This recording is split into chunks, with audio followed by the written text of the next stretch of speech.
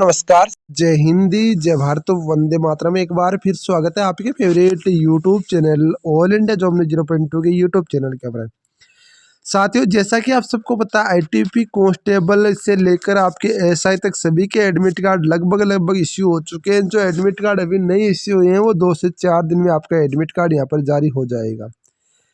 साथियों, admit card जारी हो जाएगा। आपको फिजिकल की प्रोसेस का पता है, पर मैं आज की इस वीडियो के अंदर आपको बताने वाला हूँ कौन कौन से आपको डॉक्यूमेंट्स लेकर जाने हैं, कौन कौन से नहीं लेकर जाने हैं, ताकि आपको हर एक डाउट, हर एक चीज़ क्लियर हो सके। दोस्तों, मैं कुछ चीज़ें आपको बता दूं कि जो बंदा डॉक्यूमेंट्स से फेल होता है ना, वो अपनी गलती की वजह से फेल होता है। क्योंकि डॉक्यूमेंट्स, भाई यदि आप डॉक्यूमेंट्स ही सही तरीके से नहीं ले जा सकते तो फिर क्या ले जा सकते हो।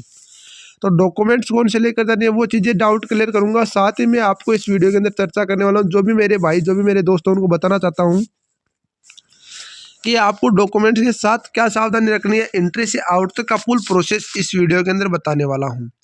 मैं टेलीकम्युनिकेशन का एक बार एडमिट कार्ड देख लेता हूँ, क्या पता टेलीकम्युनिकेशन का एडमिट कार्ड यहाँ पर इश्यू हो चुका हो। क्योंकि टेलीकम्युनिकेशन का एडमिट कार्ड ही बचा हुआ था, बाकी सब लगभग सभी एडमिट कार्ड आ चुके हैं। ठीक है ना।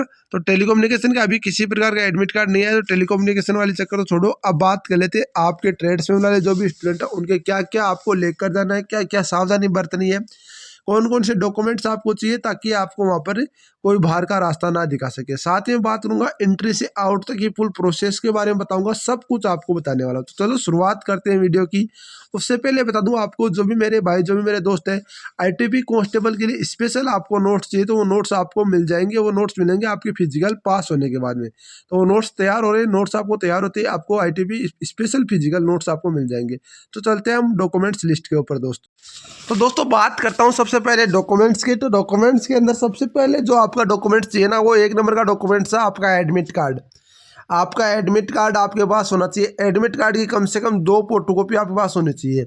दूसरा, आपका यहाँ पर चाहिए आपकी 2 फोटो कम से कम आपके पास होनी चाहिए। इसके अलावा तीसरा, आपको चाहिए आपका आईडी प्रूफ, जिसके अंदर आधार कार्ड तो होगा ही होगा और वोटर आईडी भी साथ में होनी चाहिए, या फिर आपको यहाँ पर ड्राइविंग लाइसेंस या फिर आप पासपोर्ट ले सकते हो, वो चीज़ें आपके पास होनी चाहिए। ठीक है, इतने सब कुछ आपको लेकर जाना है। इसके अलावा आपको जो जरूरी है वो है फॉर्म का प्रिंट।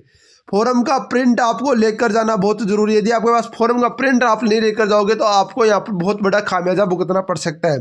तो फॉर्म का प्रिंट आप जरूर लेकर जाएं, ताकि आपको वहाँ पर कोई भी बाहर का रास्ता ना दिखा सके। और बहुत सारे कैंडिडेट्स के डाउट है, जाति प्रमाण पत्र लेकर जाएं कि नहीं जाए। देखो, जहाँ तक मेरा मानना है, आप सभी डॉक्यूमेंट्स जरूर लेकर जाओ, क्योंकि हो सकता है कहीं कोई गड़बड़ हो तो आप अपना डॉक्यूमेंट्स वहाँ पर पेश कर सको। मैं बात करूँ इस यहाँ पर 10th क्लास की मार्कशीट आप लेकर चला जाना, 12th क्लास की मार्कशीट लेकर चले जाना।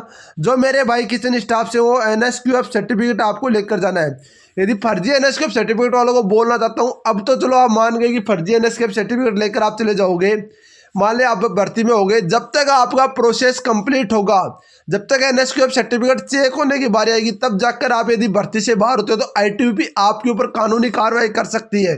आईटीबी आपको बोल सकती है कि आईटीबी ने साफ साफ लिख रखा है कि आपकी जो इन्फॉर्मेशन है, जो आप टिक करते हो ना, आई अंडरटेकिंग वाला, उसमें लिखा होता है कि मैं इसकी जिम्मेदारी लेता हूँ और मैंने कोई भी जानकारी नहीं छुपाई है। यह चीज़ें वहाँ पर होती है। ठीक है, सॉरी फॉर दोस्तों। तो बता दूं आपको, यहाँ पर जो भी मेरे भाई, जो भी मेरे दोस्त जाने हैं, उनको बोल रहा हूँ NSQF सर्टिफिकेट ओरिजिनल वाले कैंडिडेट जाओ, कोई दिक्कत नहीं है, वरना आपको यहाँ पर बहुत बड़ा खामियाजा भुगतना पड़ सकता है। बाकी आपकी मर्जी है।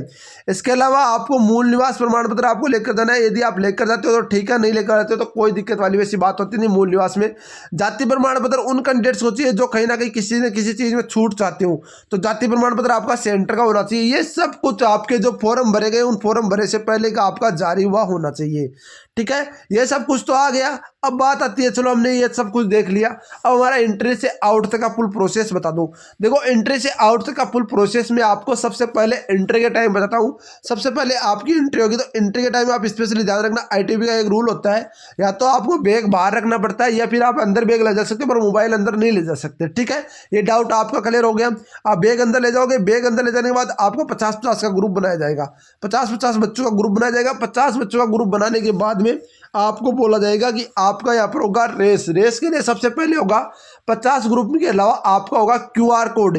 QR कोड हो गया आपके चेस्ट के ऊपर, QR कोड आपका होगा, QR कोड चेस्ट के ऊपर होगा। और साथ ही में QR कोड लगी चिप आपकी होगी पेरू के अंदर, यानी कि पेरू वाला सिस्टम भी आपका चिप वाला सिस्टम से दौड़ यहाँ पर होती है, तो चिप होगी पेरू के ऊपर, तो चिप आपकी होने वाली है। ठीक है, ये भी आप ध्यान रखना, चिप सिस्टम आपका लागू होगा।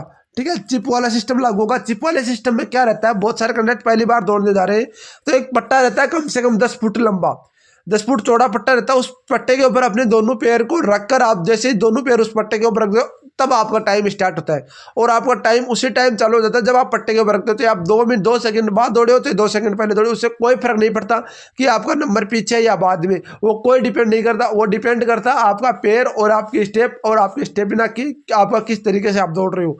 आराम से आपको 2 चक्कर हो चाहे 4 चक्कर हो, दोनों पैर उसी पट्टे के ऊपर से गुजरना चाहिए, और मशीन से आपको बीप बीप की आवाज़ सुननी चाहिए, क्योंकि मशीन आपकी जो QR कोड है वो स्कैन होनी चाहिए। ठीक है, इसके अलावा बता दूं, आप जैसे आप चेस्ट पास करते हो, आपकी QR कोड जो छाती के ऊपर लगा होता है, QR कोड यानी चेस्ट के ऊपर, वो आपको यहाँ पर आगे पेश करना होता है। जैसे आप आगे पेश जाते हो, वहाँ पर आपका होगा चेस्ट, चेस्ट होगा कंप्यूटराइजर, चेस्ट होगा आपका कंप्यूटराइजर, चेस्ट आपका कंप्यूटराइजर होने वाला है, और आपकी होगा हाइट, हाइट भी कंप्यूटराइजर, सारा सिस्टम होगा कंप्यूटराइजर।